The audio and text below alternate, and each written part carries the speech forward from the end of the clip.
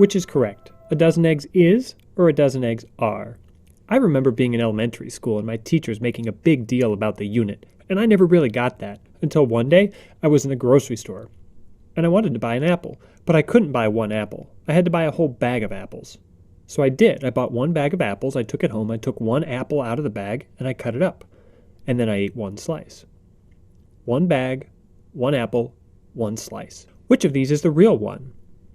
Well, they all are, of course, and that's what my elementary teachers were trying to tell me.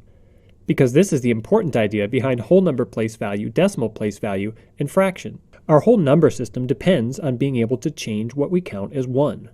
Our whole number system depends on being able to change units. There are two ways to change units. We can compose and we can partition.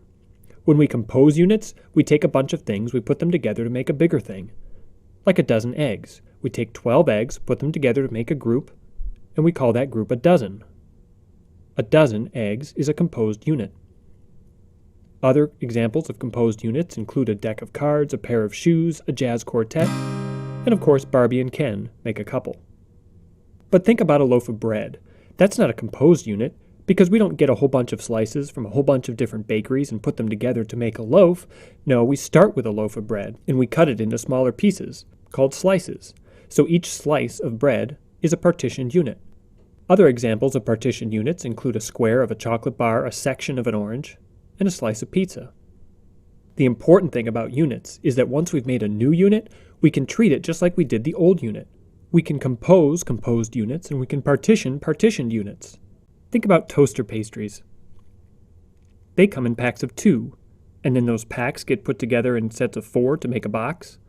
So when I buy one box of toaster pastries, am I buying one thing, 4 things, or 8 things? It depends on the unit. 1 box, 4 packs, 8 pastries. And when I share a slice of pizza with a friend, we have to cut it into 2 smaller pieces. So a box of toaster pastries is composed of composed units, and when I split a slice of pizza, I'm partitioning a partitioned unit. But what does that have to do with math? In math, everything is certain. 2 plus 2 equals 4, and 1 is just 1. But that's not really right. 1 isn't always 1. Here's why. We start counting at 1, and we count up to 9. 1, 2, 3, 4, 5, 6, 7, 8, 9, and then we get to 10, and in order to write 10, we write a 1 and a 0. That 1 means that we have one group, and the 0 helps us remember that it means one group, not one thing. But 10, just like 1, just like a dozen eggs, just like an egg, 10 is a unit. And 10 tens make 100. So when I think about 100, it's like the box of toaster pastries. Is 100 one thing, 10 things, or 100 things? And that depends on what 1 is. It depends on what the unit is. So think about all the times in math when you write the number 1.